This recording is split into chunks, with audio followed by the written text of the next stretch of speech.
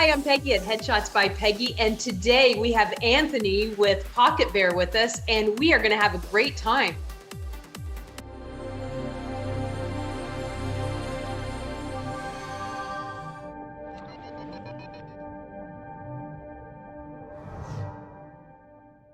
Hey, Anthony. Thanks so much for taking the time to hang out with us. Tell us what Pocket Bear is and how you got started, and let's go from there. So Pocket Bear is a production company, and I co-founded it with my best friend in the world and former creative partner, Courtney Campbell. Um, we formed it together in March of 2019, so almost 2 years ago, not quite, year and a half ago. And we formed it because we really wanted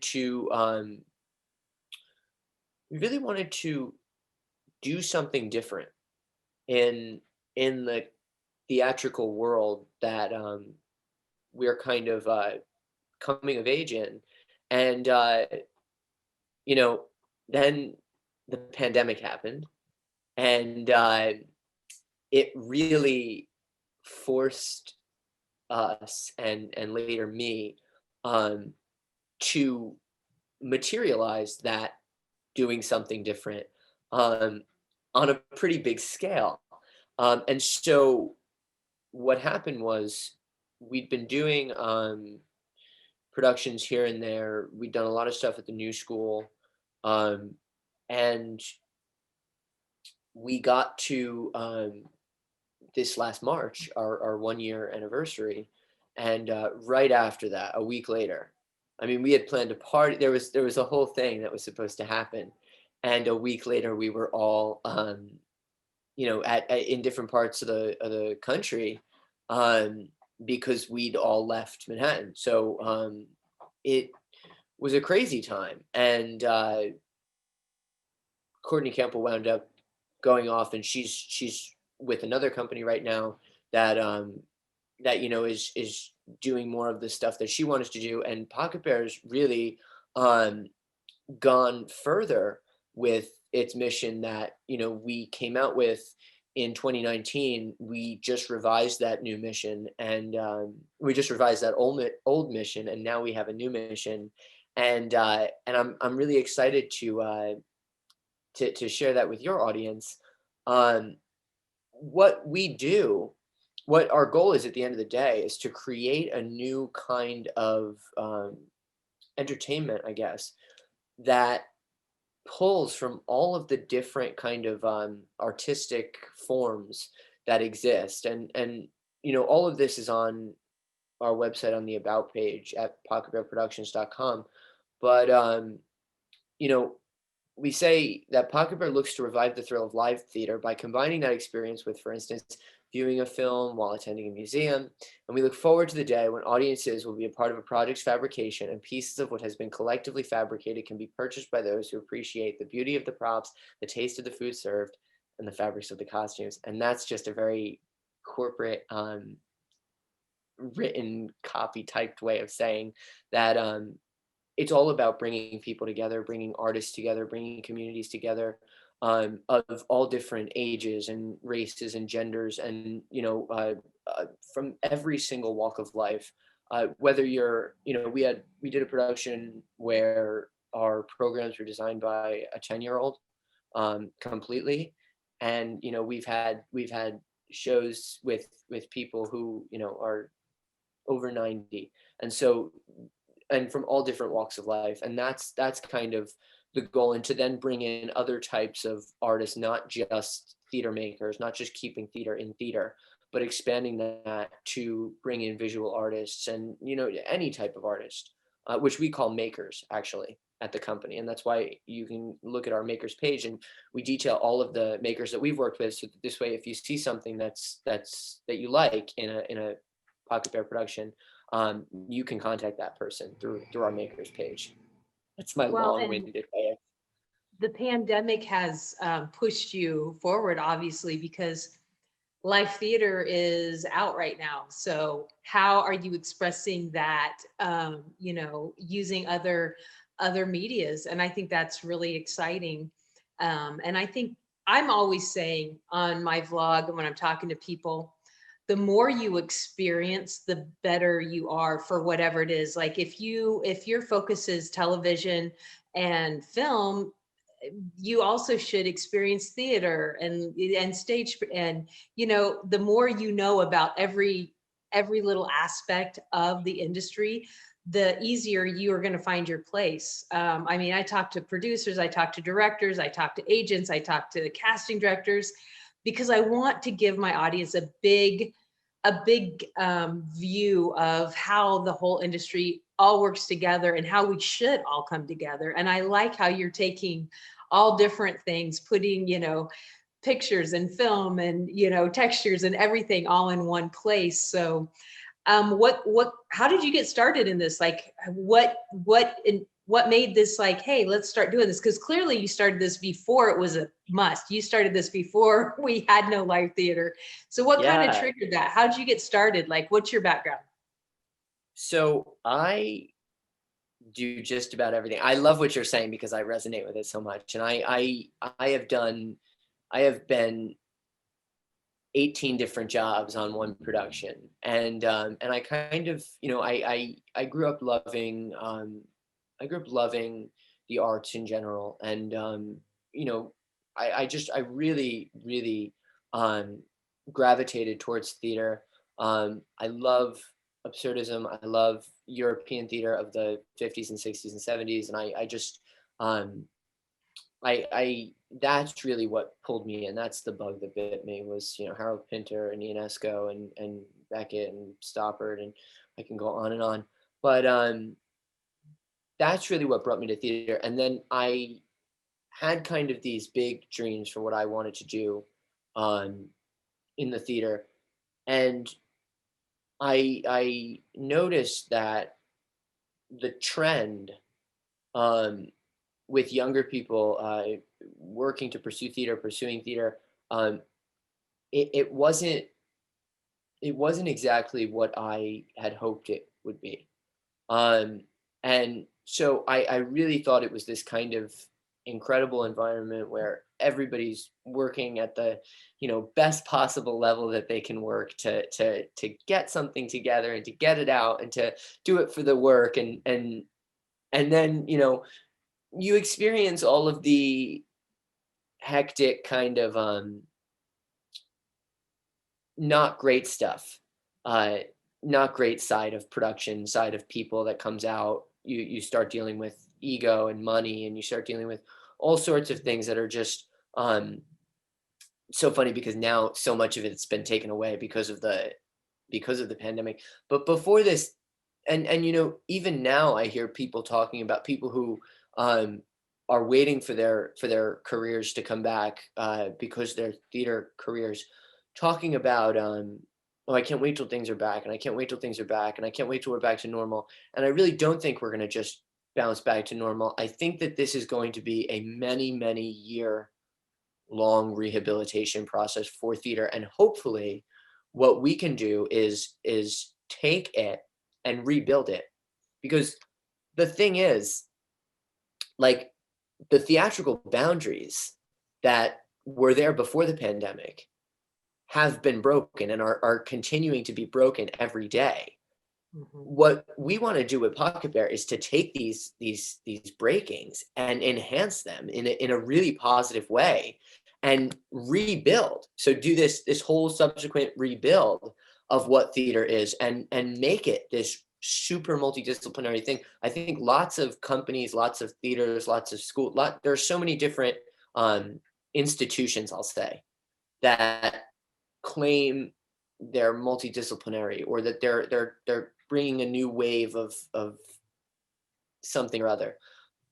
But when it comes to commercial theater that people go to see that don't live in or around Manhattan, that aren't super into theater, you have tourists coming and they're not going to see uh, these multidisciplinary new wave of artistic vision. I mean, you so I think it's evident in and please tell me to shut up if I'm just rambling, but I think it's evident in um, what's on Broadway, and I say that kind of with air quotes, but what we have on Broadway is really like so few new original plays that come out per year, and it's a shame because there is so much potential. The amount of things I've seen elsewhere around town that have just blown me out of the water. That it's a shame couldn't be done for more people to access just because they didn't have a name attached to them. So what I'm trying to do, what Pocket Bear tries to do, is number one is we try to work with every type of maker out there, um, which is why I really love to do um, the different. We've done, of course, we've gone through the Zoom performances. We may actually, I can give you a kind of insider information. We may have one play written specifically for Zoom coming up, and we tried a readers theater thing where it was more of like a radio theater play that was a story read with a narrator and actors, and that we had animators or an animator do phenomenal animations for beautiful, beautiful animations of this gorgeous carousel. And we've been doing a radio series that's just to be listened to, and they're short bites. Uh, and they're it's called the ongoing series. And so it's a series that quite literally was started by my current creative partner, Robert Molthrop, and we were kind of just talking about the absurdity of what was happening back in March. And he kind of was like, oh, well, I think there might be something that I have that's, coming out of me because of what's going on. And he sent me a script, and it was a couple of pages. And I did it with Courtney Campbell, and we put it online, and it got some really nice comments. People said some really nice things. So Robert kept writing, and he would come to me sometimes every week, sometimes every other week, sometimes every couple weeks, and it with a new script for a new piece of this ongoing series, which was and is quite literally an ongoing series about the pandemic through this absurdist lens. It relies heavily on references to absurdist theater. Like I was saying before, Pinter, Beckett, Ionesco. He references Lewis Carroll a bunch. There's so many references I can't even. Edward Albee was just referenced in one of the last ones, but there's a million references, and I'll kind of leave that as to whoever is watching this, listen to it, because maybe you can spot out all the different references. It's kind of a game every time I get on um, the line. I'm not in all of them, but every time I get on the line with Robert, he's always saying, did you guess, did you guess all the connections? Did you make all the connections? Do you know what everything's from? And 50% of the time I get it right. But um, so we did the ongoing series, and we're still doing that. And I love that series so much because we're constantly bringing in new people. Um, then we started a video monologue series. We just released the last one. We just released the first one last week, and that is called Table Talks, and it's all about these different people. Right now, there's 12. I think there might be 15 in total. All of these different people in all of these different places that are sitting at a table and speaking to the camera as we see it, but it's to whoever they're speaking to. And so the audience becomes that person on the other end of the table, and we get to feel the things that that person would feel and would respond to, getting what they're getting from the actor. And that has so far gotten some of the best feedback. People really, really love that series so far. I mean, there's only one, but fingers crossed. And then I did a production that which is How I Met You, which was phenomenal. And it was Karen Ludwig's fantastic play, starring the incredibly talented Laura Gardner and Frank Collison.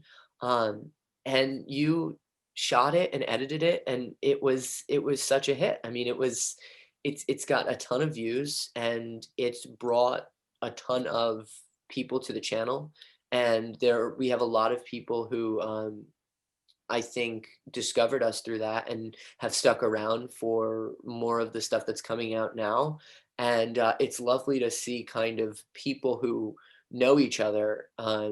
When I work with a lot of the people who've been in the industry for a long time, you names they people start to recognize, and, oh, how is he? How is she? How are they? And you get you get kind of this amazing little group dynamic going on. But the cool thing about Pocket Bear is that there's no impetus to get a name or a star. It's if a piece is really fantastic, it will find the person who is that character when it comes to casting actors. And um I was just so lucky that with Karen's play that she and I turned into a screenplay um, together, that she had these two fantastic friends who were also phenomenal actors who also happened to be married and lived together, and it just and they knew you, and it just all fell into kind of our lap, but in a way that we're so grateful for. And Yeah, one thing that I think is cool is how we're working on opposite sides of the country on the same project together. And that was something that this has kind of forced us to do, open up. And, it was cool to have Zoom on in the background, or my camera tethered into the monitor so that the director can see what I'm shooting and see the actors. It was a really fun project. Laura and Frank, of course, are very talented actors. They've both been on my vlog a couple of times.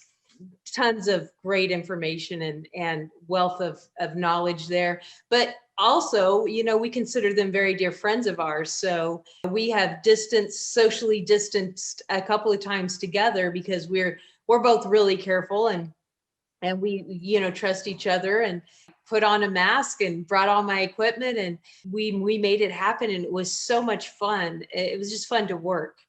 But one thing I want to point out, and this is something I think you'll attest to, you're talking about you don't need a big name.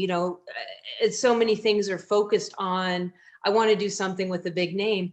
But what I think the focus needs to be on is, I want to do this amazing project that, that I connect to, that I think others will connect to, because through that, you don't know who you're going to meet. You don't know who you're going to work with. You don't know what connections you're going to meet and what doors that's going to open with, because you might not be a big name today, but tomorrow you might be, and they're going to remember, oh, I worked with so-and-so and I really liked them, and bring them onto this huge project.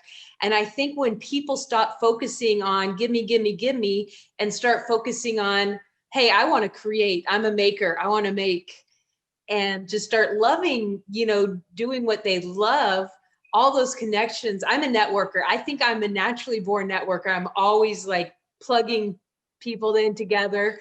And I think that's the beauty of, just doing what you love, because those connections happen. And then, you may not know you're working with the next great whoever, but you may have just become great friends. You may have sat and had a bourbon on Zoom with the next great Purdue. You don't know. You don't know. So, just do what, make those connections. And, a lot of times, worst case scenario, you had fun, you got experience, you maybe got some great footage for your reel, and, you have a good friend out of the deal. I mean, that's where I always come from on this kind of thing. And I think that's kind of what you were saying too, is like, we don't care about the name. We care about, are you a fit for the role? Does this resonate? and to oh my God, there's so much you just said that I want to talk about. Um, to jump onto what you're saying, there's also a layer of it that's just, are you a human being that other human beings want to work with? Um, are you Exactly. someone who Yeah, I mean, and that's, and I would much rather work with people who are really excited to work, who really want to work, who want to work as much as I do. Um, I primarily direct. I write a lot of stuff, but I direct more, and I run the company. Um, but what's really at the heart of everything is just like a very simple bar that's set for just respect and compassion and humanity and humility, and there's no, you know, there's never any better than, in my opinion personally, and I try not to. If I work with somebody who has that oh better than attitude, then that's fine, and we can um go our separate ways. But I always believe that everybody is on the exact same playing field, and that we're all playing for the same team. We all want the same thing, which is to affect people, to really affect them in a way that I think that, and I always say, and I don't know who said this first, but I am not the first to say it. I can tell you that is that I would much rather somebody leave a production that I've been involved with saying, I hated that. It was the worst thing I'd ever seen in my life, rather than I liked it. It was fine. And or the opposite of that. I love that. That was the greatest thing I've ever seen in my life, as opposed to that was fine. It was good. I liked it. Like there's when you can make people feel either extremely positive or extremely negative, you're still making them feel, and then you're likely going to be that conversation that's had after they leave the production. In today's case, when they turn off the television in their living rooms, but or shut the laptop, or put down the phone, um, and that's where I come from, because I really really love being in the room with the people I'm working with, and so the pandemic has really depressed me in that I miss being in the room with people. But it's amazed me, to circle back to what you said in the beginning, that you and I can be doing this interview right now, that we collaborated on Someplace in the Sun, and that I'm collaborating with these people all across the globe. I've done hundreds of hours over the course of the summer of rehearsals with people in so many different states and in different parts of the world, people in London and just people everywhere. And it's amazing because there are people that, we had, the interesting thing is we had the technology, but we never considered it. We always, I always at least, and I think I'm speaking for a lot of people, when we consider technology to be a cop out for performance. And not performance like, performance, but performance like ability. So Uh-huh. if somebody called in like this to a business meeting, it'd be like, oh, what a lazy bum, doesn't leave the house, whatever. And now it's like we're using the technology to actually do these amazing things that, we had a season lined up um, at Pocket Bear last spring, our spring season, that was to include a whole number of shows. We had theaters booked for summer events, and we lost a lot of money Mhm. when things shut down. And then we all had to kind of say, oh well, how do we move forward? And so it came to a retooling of, I'd gotten kind of sick and tired of watching plays on Zoom. um, the only time, in my opinion, that they're really good is when they're written for Zoom. And that's, I've had many a failure with the Zoom stuff in the beginning, with Pocket Bear, doing other projects. It was at first like the cure all. It was almost like the we can do anything on here. Let's do a production of you know 1776, but we're all in our bedrooms. Um, and you watch it and you're like, oh my God, this is excruciating. Yeah. Um, and we were there, we did that. I have no problem saying that. In fact, I love saying it because it's part of that, you know, making things to affect people and not to put a price tag over people's heads. And I understand, like, people need to make money. I myself wish that I could say I've been making money since the pandemic started, but there's something I think that's more. I think it's people who bring work to audiences.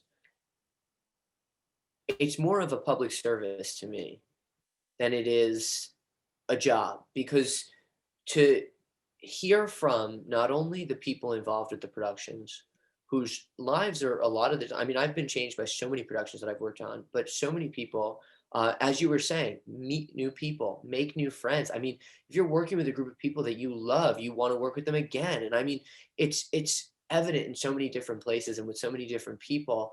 Um, but you're changing sometimes your life and their lives, and then you're also affecting all of those people that are watching it. And the amount of, um, I don't want to sound hokey or like, hippy dippy, but the amount of emails that I get, or comments on things is so gratifying, to hear people really connect with these people and with these places and scenarios. And we just put out today the trailer for an upcoming project called the Jane Monologues, and that was a play of Roberts, that it was a full-length play called Accommodations, and it had been done in a couple different places, and it felt more prescient to do it now. Um, it's about a woman who, it's before she is supposed to be put into a nursing home, and it's kind of her and her footing, and it's a really powerful piece because it takes us through so many different states of being and feeling and experience. And what he's done is he's taken the full length play and shortened it to 8 or 10 different monologues that we've recorded. Polly Adams is the star of that, and I directed her in it, and we've just wrapped the shooting. Um, and so it's being edited by a phenomenal editor, Emma Bjornson in New York here. And for the people that are watching this on the East Coast, she does headshots on this side of the country, and is super talented. And she's also on our makers page. But and it's this incredible collection of monologues that Emma's edited together. And we've used music that was composed and performed by Kate Parker, who I've worked with a number of different productions. Um, Super talented musician, singer, songwriter. Um, and we just put out the trailer so people can get a taste of what that is. And that is so different from the other stuff that we've been doing. And I'm so excited to put out more of the table talks and the ongoings. And, we have a Zoom play planned and maybe another readers theater. And we have so much stuff planned going forward. And I'm still taking, I'm always taking submissions. Pocket Bear in general is always taking submissions, and from anybody. I mean, if you're a photographer, if you're a painter, if you're a poet, if you're a sculptor, everything, anything and everything. There's a submissions page on our website, and you can email whatever you want. If you're a puppeteer, I mean, you can email literally anything. You can email, "Hi, I'm whatever, and I do this, and I'd love to work together," or "Here's a video of something," or here's a scan of something, and we'll get back to you and hopefully work together. We're working with all sorts of different people all the time, and it's an absolute blast. I think that's again, as a networking, like by my nature, I love to put people together. So that just like to me, I love that because whatever you create, however you make, like ultimately we all want to impact the world we live in. We all want to share that art that we have inside of us. And when I think the pandemic's pushed us outside of our box, like you said, the beginning was all about Zoom plays, and we were all like, okay, this probably isn't good. Like, it was great for a while, and I did I watched some phenomenal Zoom, Yeah, theater. I me too. really did. And I watched some that was like, wow, okay.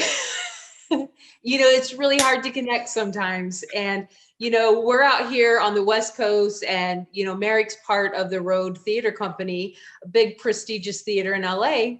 And they did their summer playwrights festival via Zoom, and some amazing stuff. Incredible Absolutely. stuff. And not Yeah. at all, but it's hard. It's really hard to connect when that's not what you know and I've been able to be a part of a couple of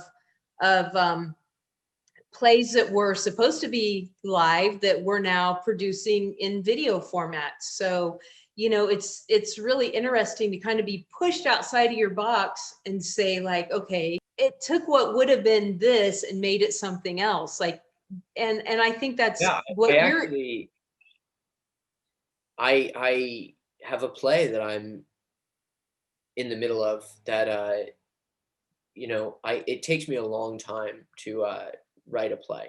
And the last play that I wrote took a couple of years to write and to really figure out. And I love to work with the same people in its different iterations. And I really, there's something about working on something. And so with a group of people that you've come to know, all the stuff we've just been talking about. And so with this new play, um, it was initially going to be just a stage play, and because I love all of the different mediums, especially when it comes to production, and I'm talking quite literally production.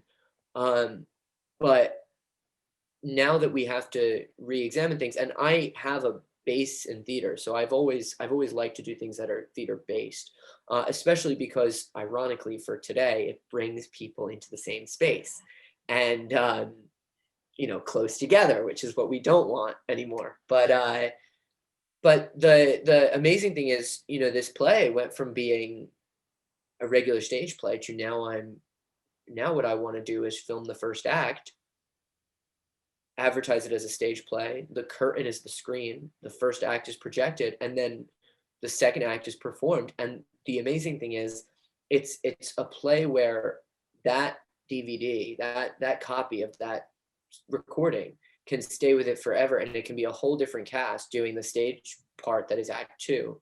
And I just love that idea. I love that theater is so not permanent, and I think that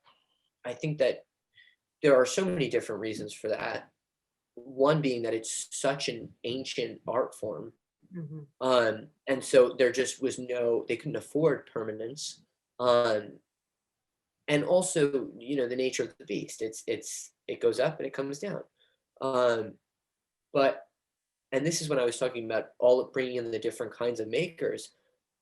I would so much rather go see something in person, and if I love the table on the stage, if I love that table that was made by somebody, that's a maker, the person who built that table.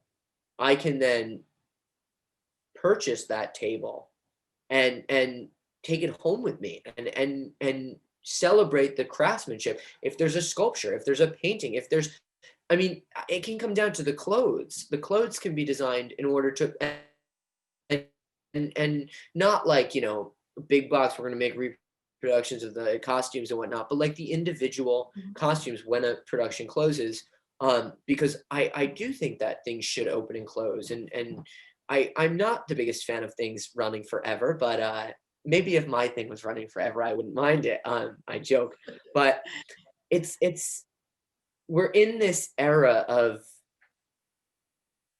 impermanence, and I would love to come out of it adding a layer to theater that was at one time, oh, well, we're gonna, you know, take the set and bring it out back into the alley between 45th and 46th, and we're gonna burn it after the show's closed. And or if it's like a groundbreaking production, we're gonna save it and sell it for every single little piece of the set for $1 million each at auction. Um, why not make it truly accessible? Because, and this is now a conversation that I don't know if we should get into because it can be a long one, but there's a serious problem within the theater world, I'll say, and it's that there are less and less younger people going to the theater each and every day that goes by. And it's so easy for people that are in the world to say, "Oh, well, that's not true. I, did a show and there was 10 young people at every show," and it's just the way that we have no problem kind of denying it and just being in denial about it is a threat, is scary to me. Um, and so I think that, and I talk about this all the time, we really need to start reshaping the way that theater is introduced to people, because at the end of the day, it is scripted performance. Mhm. And what is it that every person, especially within the last 5, maybe 10 years now, um, is born into the world doing? And it's watching scripted performance, whether that's on YouTube, whether that's on PBS, whether that's on whatever app on the phone or the iPad or computer even, that kids are ingesting. But since, technology's really become commonplace, 10 years ago it is now, I think, um, that kids are totally brought up on scripted performance, and yet when they're introduced, wrongfully in my opinion, to plays in the 8th or ninth grade, um, they're of course introduced to Shakespeare off the cuff and hate it and are confused by it, and it's not English that they know. And so they're automatically getting this taste of, oh, theater is this outdated, ancient, horrible, excruciatingly boring thing that I can't ever sit through because it's so bad. And I know so many people that are younger people that are my age or younger, and some of them are way younger.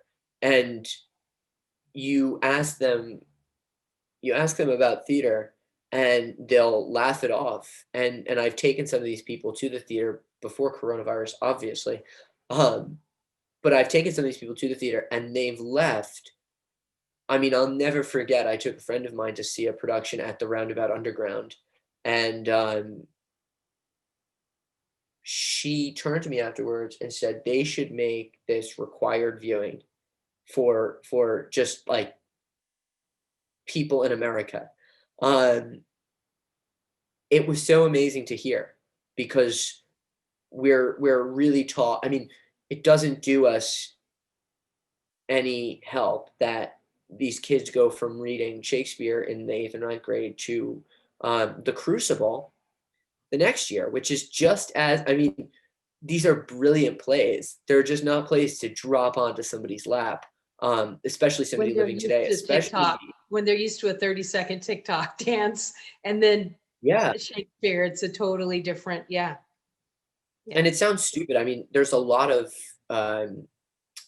teaching artists who will speak to this, but it kind of sounds stupid when you first hear it. But I think that they should start teaching Shakespeare in kindergarten, because you can break it down into things that are almost building blocks to learning words. Some of the words are totally made up. Some of the words are like have become real words now because Shakespeare made them up. And Mhm. they're so much fun to play with. And the rhythm is another tool that kids who don't know how to read, who are learning how to pronounce, kids that are, just working with children, breaking them into, you could take a 7-syllable word and turn that into a 7-part like quest. What you're doing is you're not only acquainting them with it, but you're giving them a familiarity that can come into play later, and start introducing scripted literature to kids at much earlier ages. And the wild thing is that in so many of those primer reader books for young kids, the dialogue is like it is a script. So it'll be like Tom, and then like the Right, right. dialogue, Patty, the dialogue. I think about the old like Dick and Jane books, and I think that they were kind of like that. Uh-huh. And it's amazing because that's kind of how we teach kids to read, and then all of a sudden it's, well, here's a novel, you know, and I personally am not the biggest fan of novels. I enjoy reading them if I have some free time, if it's, if I'm on vacation or something.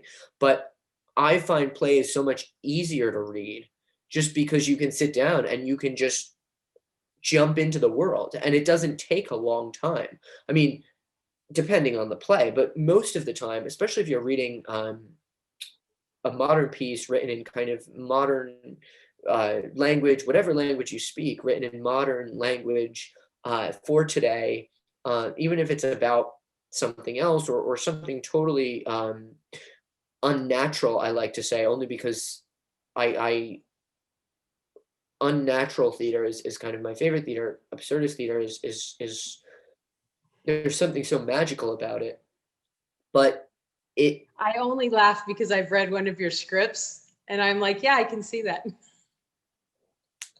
oh, that's so funny. I completely forgot you read that. That I wrote. Yeah, It's really good. that's a play, and I'm so proud of that play. That play's called A Proper School Day, and I really hope we can work on it together because that's a dream of mine. Especially after I've gotten to know you and getting to know you, and it'd be incredible to do. That play is one of the greatest things I've ever written, I think, in that it's written for children, and it's not childish. It's not, there's nothing. It's not dumbing anything down, and that's another fundamental belief of mine is that you don't need to dumb anything down for children. Children are so smart. Children are brilliant, and when I say dumb it down, I don't mean like show them homebox like unedited, like unfiltered, like just let them watch anything or see anything or do anything or say anything. But I do mean that you don't need to talk to children like they're less than, Mhm. um, because a Nobody lot of the likes time, that. Nobody no, wants to be talked to like that. and that's tying it back to everything. I always say the best creative thinkers, the best makers are really children internally. Um, I find myself thinking about life as if I'm anywhere from 7 to 10 years old every day. And, I try to always think like that because you don't want to ever get to a point where you're talking down to somebody, no matter who they are, whether it's a child or it's an adult. You want to treat everybody equally. And I think that there's this huge kind of um, anger, just unwarranted anger towards younger people for being younger people. And it's amazing because I am actually way more comfortable when I work with older actors and actresses and older creators. Doesn't mean I work with younger people any less. It just means that I'm more comfortable in the room with older people. And it's amazing though because I'll hear from older people as if I'm an older person. And then I always have to remind them, like, you're talking about my peers, and it's offensive. And so, with A Proper School Day, I wrote that for the kids, and almost so that if you're in the theater, that was supposed to actually go up as part of a festival this summer in Manhattan, but um, if you're in the theater with your kid who you've taken to see this, your kid may be totally tuned into this on another level. I mean, colors, shapes, pictures, images, they may want to run home and draw something or write something or build something or sculpt something or take a picture of something. They may want to do that. And you may be feeling so uncomfortable and so lost and so confused by what you're seeing because it's not making any sense to you or it's bothering you. And that I think is the brilliance of um children's, not even children's theater, but um theater for young audiences, which is what it's being officially called now. And I'm so happy that there's a movement for it and that there are more plays for young audiences being written. And young audiences is quite young when they say that, but like school children young, which is so incredible to me. It makes me feel so happy because I never got to experience that, and it's something I always wanted to experience. But excuse me. Um, and I lost my train of thought. That's Oh, okay. oh, oh. The the parallels between going to see an absurdist play and not totally um, maybe understanding it, but being able to take it and having it affect you in a way that you're going home and you're thinking about it and you can't stop thinking about it. Maybe you need to go and see it again because you're really drawn to it. Is kind of what I wanted to do with a proper school day, and you know I was hoping to see that and kind of gauge that with this production this summer, but I'd love to hear if you want to speak to it. I mean, what you thought as an outsider who doesn't know me as well. It's a short play. Well, It's only 10 pages or so. yeah, it's a really short play. We read through it. We all, Merrick and Sam and I read through it.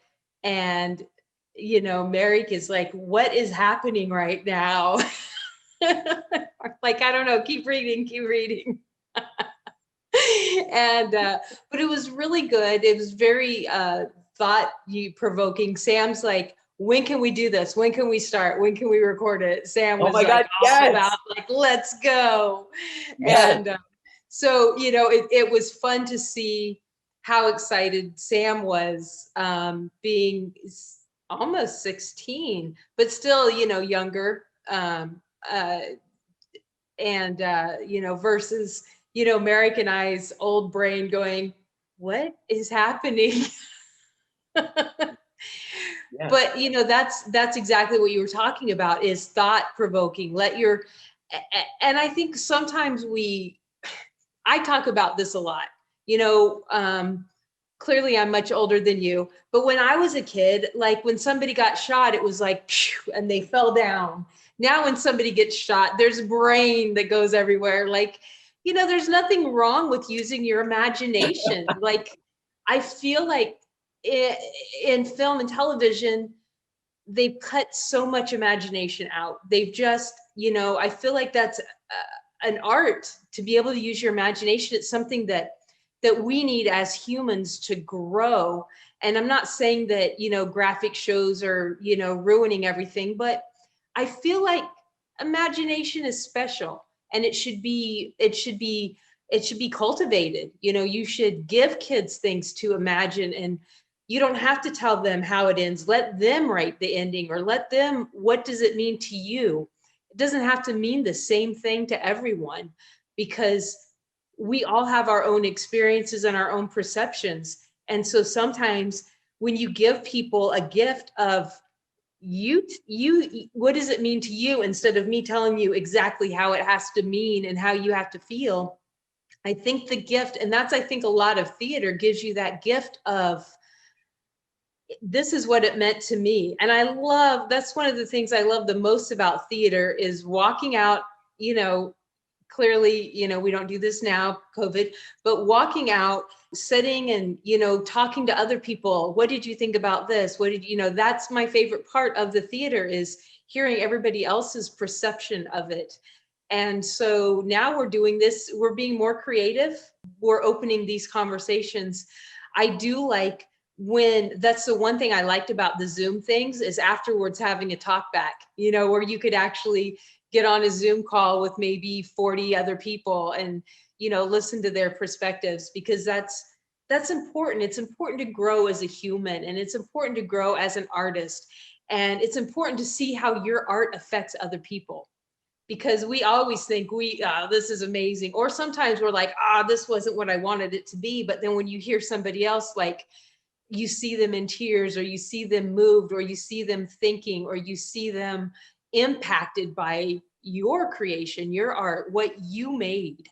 It just, it's like, that's what every actor, every creator, every maker is. They're contributing to, you know, society. You know, my family, my dad's dad, my dad, my uncles, they all worked with wood and painted, and like they did like amazing physical creations. You know, I grew up I thinking that love I physical wasn't artistic creation. because I can't paint. Like, so I literally grew up thinking, well, I have no artistic skills. And people are like, what are you talking about? You know, your photography and this and that. I'm like, well, that's just that's just the camera. Like that's, and I literally never felt like an artist because I didn't create with my hands. And that's, we're all, no matter what our media is, like, do it. You're creating And up here before you're creating with your hands. exactly, exactly. And so, it doesn't matter what media you use, if it's stage, if it's film, if it's, being a director, that's an art. I mean, that's being able to see what an actor's supposed to do and just making those little tweaks. Like for me as a headshot photographer, like sometimes it's just the little bitty tilt of the head. It's just that little tiny thing that makes a hugest difference in the camera. And that's literally what directors do when they say, you know what, that's great, but feel this way, show me this. Yeah, And and so sometimes that's, it is just tilt your head that way a little bit, yeah, even as a director, sometimes it's just tilt your head a little bit that way, and it's like the magic, the whole, word thing. it's so I remember several years ago I worked with a physical trainer because I had some leg issues. Anyway, he would tell me to do something and I would really intently do that. And he's like, I can't believe, people don't understand that just moving a tiny bit works different muscles. And I was like, I'm a photographer. And he didn't understand how, but to me, this little tiny angle changes everything. Yeah, And so as an artist, as a creator, you just have to give and make, and you don't have to worry about what anybody says because you're not going to please everybody. well, Not that's and everybody's going to like your art. It's very rare that people come to me now and say, I don't like the pictures that you took, because they already know my style, you know. But when that does happen, I'm like, okay, well, you should probably find a different photographer because, you know, you don't have to like me. I think what I did was amazing. And, yeah, that's okay. And that's the way an actor should feel. That's the way a filmmaker should feel. That's the way, I'm learning. I never in my wildest dreams would have thought I would be DPing projects. That's literally the furthest thing that I ever thought. I don't even have video of my kids. Like I never messed with video because I'm like, why would you need video? Like that image brings back the entire memory. A picture is all you need. So it was yeah. never so far from, but here I am and I'm loving it. I'm loving learning all of these things. And it's just part of, let's get in there and just do it. And that's what I love about your production is it's like, it doesn't matter what media you use. Let's all create together. Let's be makers. Exactly, and let's feel and that's I really wanna talk to that because, my god, you just said that. You just put, like, everything I wanted to say today into one thing, which is fantastic. I mean, god, that was so brilliant. Um, that's kind of my whole point is that and it's why I love the word maker as opposed to artist because I truly believe in my heart that and again, not to get hippy-dippy or, like, sod, We're from like, California. It's okay. We're all okay with hippies out here. uh I know you're New I'll get York, let out of a Foxy, theater here in but New York. In New York, like, they'll throw you out of a theater if you're a little too, hippie. But, um, I it's amazing because I say that everybody is a maker truly in that, just the daily lives that everybody lives. The things that we do in our daily lives as much as we don't even want to admit, and it goes back to this culture of being raised with, "Oh, well, don't focus on something that's considered to be art, like, focus on, uh, a skill you can use or something you can make money off of," or yeah. just, things that when you think about them and especially it's really more poignant. I always joke around that I've never been more anti-capitalist than during the pandemic and now because so many injustices, so many issues with the system are just so crystal clear, more so now than ever, especially with money and especially with greed and with um, the top 1% versus the bottom 99%. And it blows my mind that we push people not to pursue art, and it's kind of why I don't like the term artist because it carries with it this connotation of being um, airy and wasteful and worthless, and there's or I'm not good at it because I wasn't born with it, and it's not about that. I say maker because it actually, for me, resets it into the position of somebody who's going out to work. It's essentially saying worker. These are the workers we work with, but that's so clunky to say. I love the word maker so much. I'm obsessed with it because we're working with people who are making things, and I'm Mhm. making things and you're making things, and no matter what the medium is, as we've said all night. And I agree with you in that um, we don't use our imaginations like we have been pushed to use them before. And it's amazing because it's this kind of push and pull where we are more and more likely to. So television right now for adults is kind of experienced this golden age where it's actually pushing people to use their imagination, and they're doing, a couple of filmmakers have said television is the new art house cinema. And you have film that is kind of falling into that commercial moneymaker type vision of doing things, and that's how Broadway is and whatnot. But you look at television, and it's kind of this amazing new medium, especially with all the different services that have all the different lengths of show. You have the shows that are like a minute long now, and you have the shows that are like 10 minutes long, and you have the shows that are like 20 minutes long, you have the shows that are like an hour long, and you have the shows that are like an hour plus and per episode. And what's really um, I think lacking is that then you look at children's television, and it's essentially the same script, the same formula.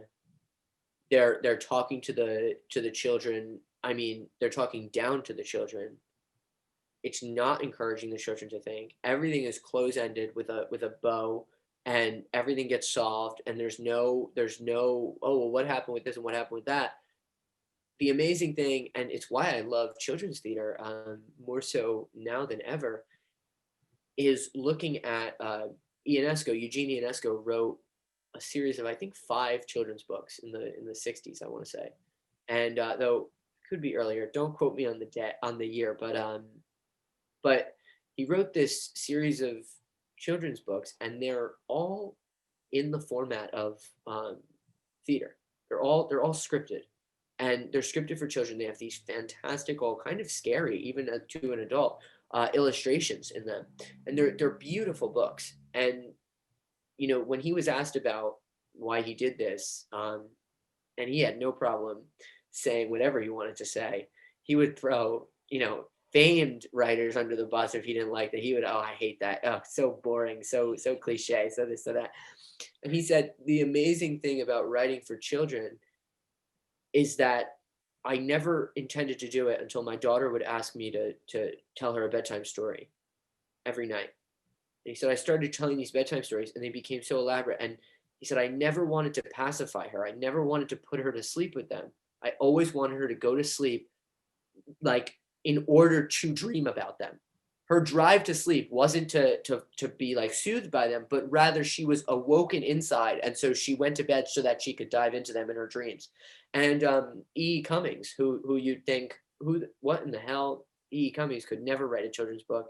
You look at his poems, and you're like, they're all over the page, and half of it's numeric like symbols. And then you look at his children's books, you read his children's books, and another collection of stories, I think, written for his kid. But don't quote me on that either. But there is a No collection of fact stories. checking on this vlog, please. Please put the fact checks in the comments below. But it's amazing because I've read a lot of those stories too, and they're also brilliant in their notion of challenging children to think for themselves, as opposed to, we're going to tell you something, we're going to be didactic. I cannot stand when something is didactic in a way that isn't nuanced. I think everything is didactic, but nothing that is overtly, I'm going to hit you over the head with this point. You better get my point. You better leave the theater. You better leave your living rooms now with my point. More so, it's more effective to me when I see something and I'm like, wow, that's a really interesting point. We should probably talk about that. And then it's all I can talk about for the next 6 months because I fall down, or I fall into that world. A friend of mine calls it world building, directing. Doesn't even call it directing, calls it world building. And I love that because it's so true. You are working with a whole bunch of, and you're not doing it yourself. That's a point I want to make, is you're working with a whole bunch of people to build a world. And it's why I love, it's why I'm so sad about Zoom, because a lot of the productions, as you'd mentioned, are one person productions, which I'm happy with, because they're so much fun to dive into because you can really build a world if it's just you working with an actor. But at the same time, I miss the environment that is everybody in a rehearsal room, bouncing ideas off each other, making happy mistakes together. I myself am like the biggest fan of the happy accident. I'm the biggest fan of the, I'll hear something and I'll be like, oh my God, that's brilliant. And I never thought about it. And the person will look and be like, I was joking. And I'm like, no, that's so good. Perfect. But yeah, I was talking before about the 10-year-old who did the playbills for a production I was working on, the programs. And it was because Courtney, who co-founded the company with me and was with me for that year and a half, when we first became a company, we were doing a play that I wrote and then I directed, and she was on a production with me, or maybe she was just, I was at lunch with her or something, and I said to her, so I don't know what I'm going to do about these programs. I have no idea what to do. And she's like, why don't you have a child color them, draw them and give them the copy that needs to go on them, and then just tell them to do whatever they want. And I was like, oh my God, that is the most brilliant idea. And what was amazing about that play, and it's part of that thing that I was telling you, where I really love to build a like a family with the actors I'm working with, especially when they're my plays that I've written, is we spent so many hours,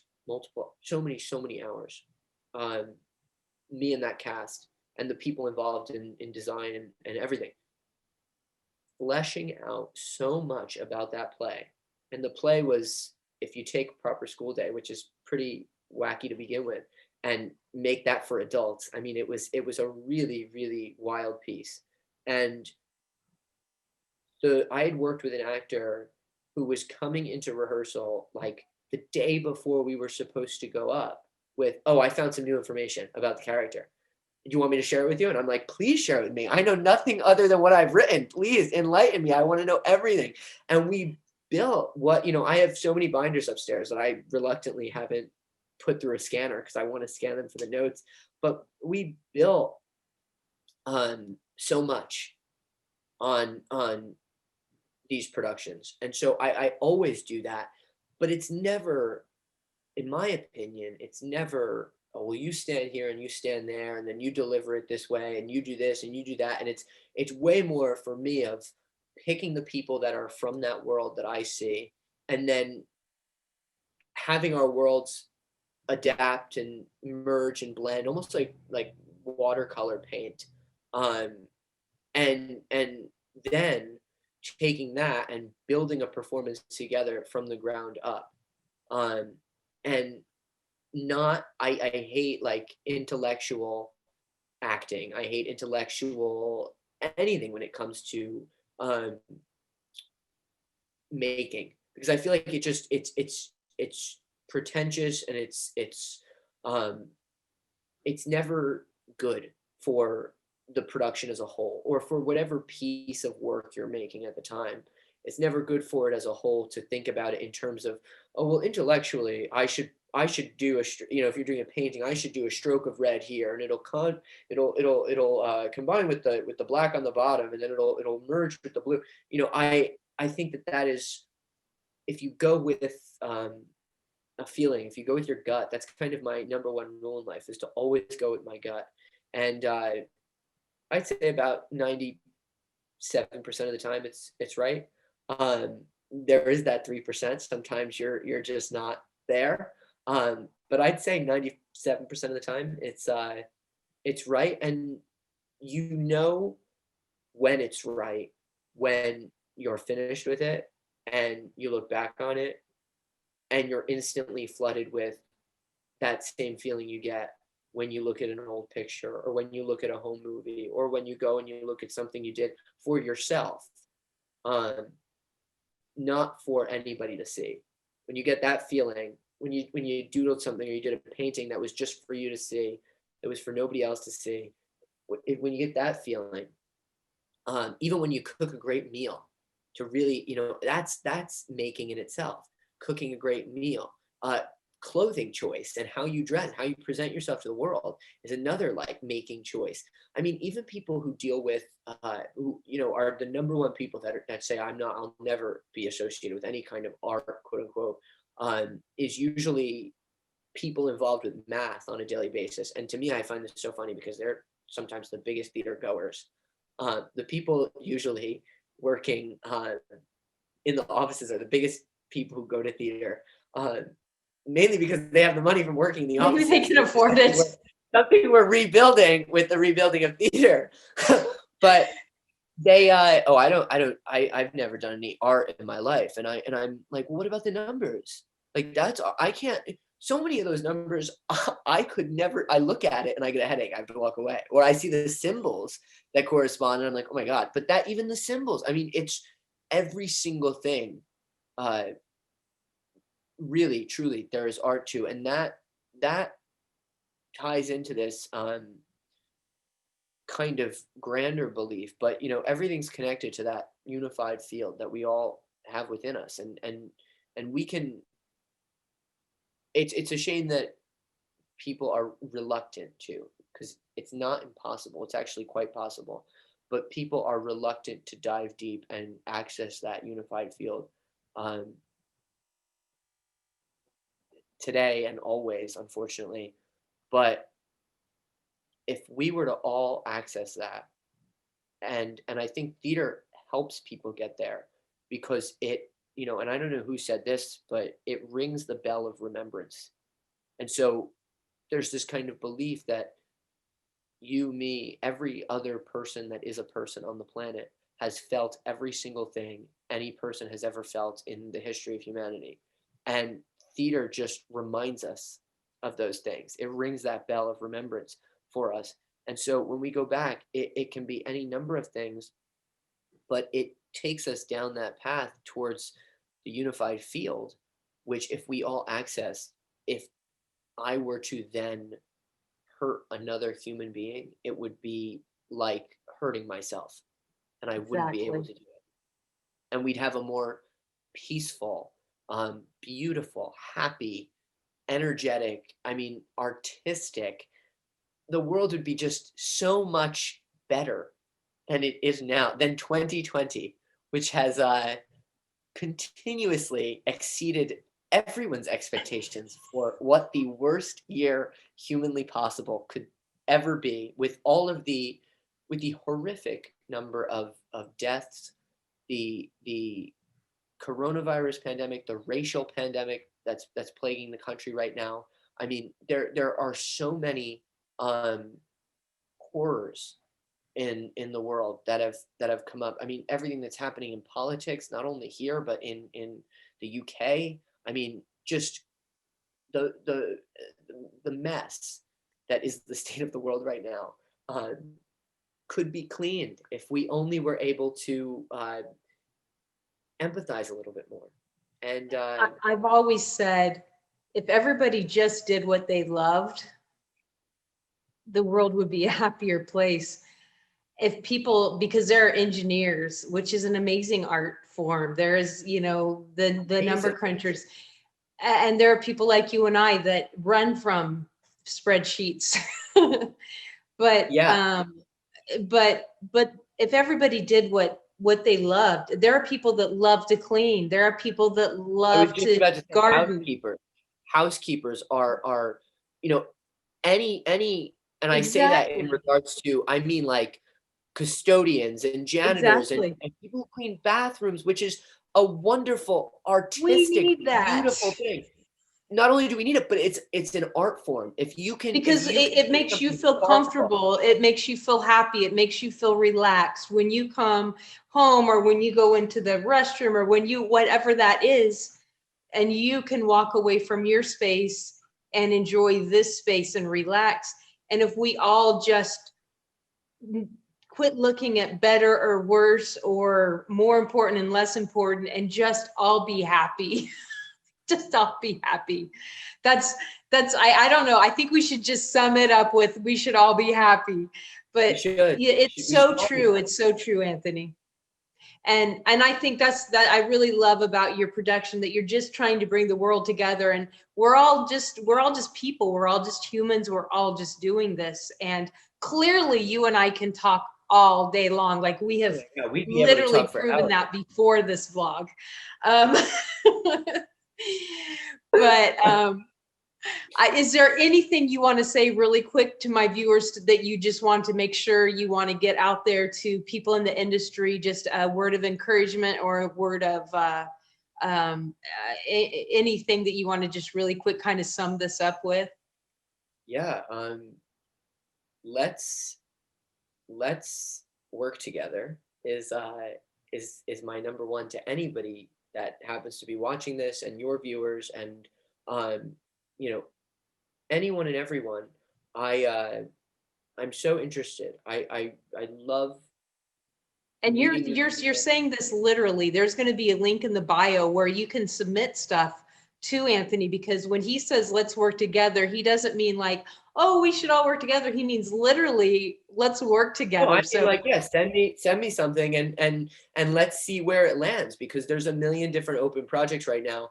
And as much as, and you can contact any of the people that are on our makers page, as much as they may tell you, oh yeah, you know, I got this script in May and I was told, you know, read it, hold it, it's going to happen in November, or I don't even, what month is it? October. And then all of a sudden we start working, we're working together, maybe we're working here and there, but we're working on our own. And we come back and, you know, months go by and we get out something that's part of this kind of whole lineup.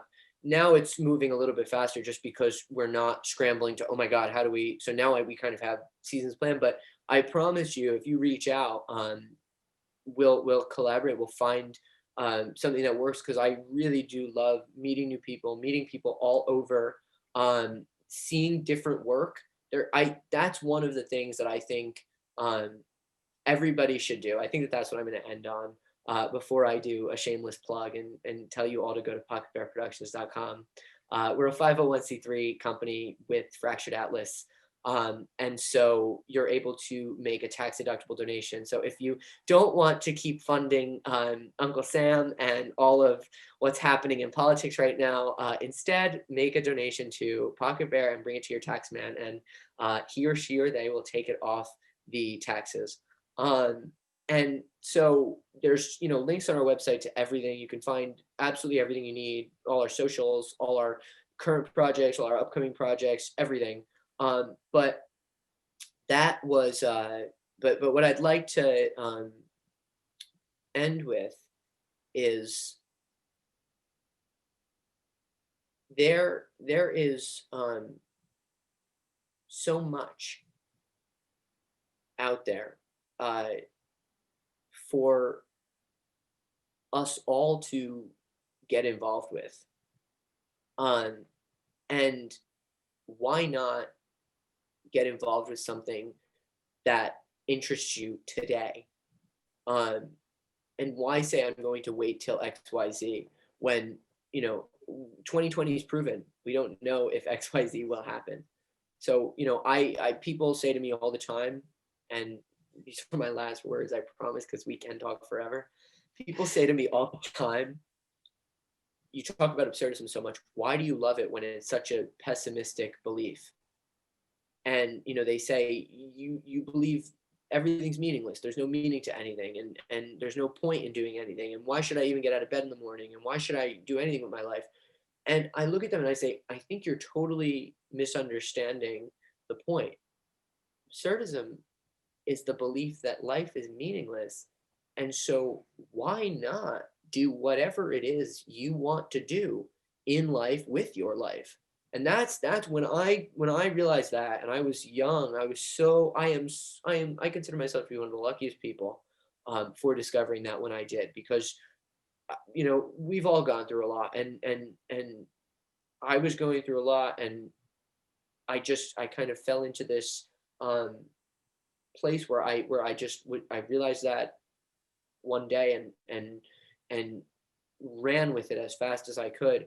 But I get to do I get to say, and I mean this, that I absolutely love living, and I love um making, and I just love everything that I do in and with my life, because I allow myself to do the things that I want to do um, with it and in it, and that is the greatest gift, truly. And I hope I'm just able to keep doing that for however long I have left. Anthony, that was amazing. And I know that everybody enjoyed all of our chatting. I think you and I can talk. We've proven this in the past that we can talk for hours. And I hope that everybody leaves comments below. If you have questions for Anthony, contact him. His information's in the bio. Work with him, and share this video with everyone that you know. Yes, and share any questions. I'll take any questions at all, any kind of, I love discussions. I've discussed things. The other day I had a 2-hour discussion with an actor because they had a question about an exercise, and it turned into a 2-hour kind of discussion about this, and then we brought it back. And so please comment and pass it along, and I'll pass it back to Peggy. Peggy, you just have to mute me. You just have to tell me to shut up. Most importantly, guys, have an amazing week. I'll see you next week. We got it done. Yes. Anthony, that was so fun.